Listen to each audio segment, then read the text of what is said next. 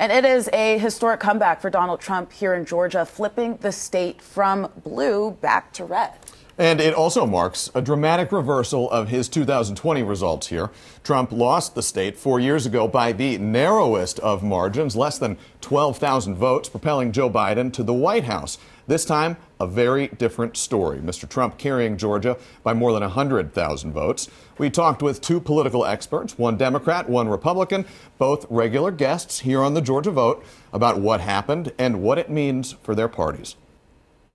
Relief and a lot of validation. Remarkable, honestly, and shocking, because we had gone in thinking it was going to be a much closer horse race than it really turned out to be. Fal Sabak, a Democratic strategist, and Spiro Amburn, a Republican strategist, reacting to a dramatic election night in Georgia. What worked for Republicans in Georgia this cycle? Turnout. Donald Trump expanded those margins in rural counties. He shaved Joe Biden's margins from 2020. Amburn arguing the race came down to two key issues. It was the economy and public safety. Democrats now begin the process of trying to make sense of a stinging loss in a state they hoped to carry. What went wrong for Democrats in Georgia this year? We knew that women were going to come out in full force.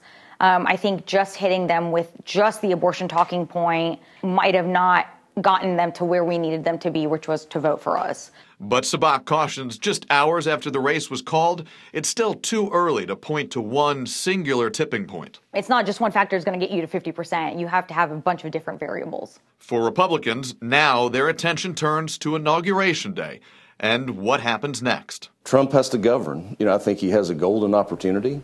And while Mr. Trump did carry Georgia decisively this year, we are still a closely divided state. With about 99% of results reported, the former president and now projected president-elect looks to carry Georgia by about 2%.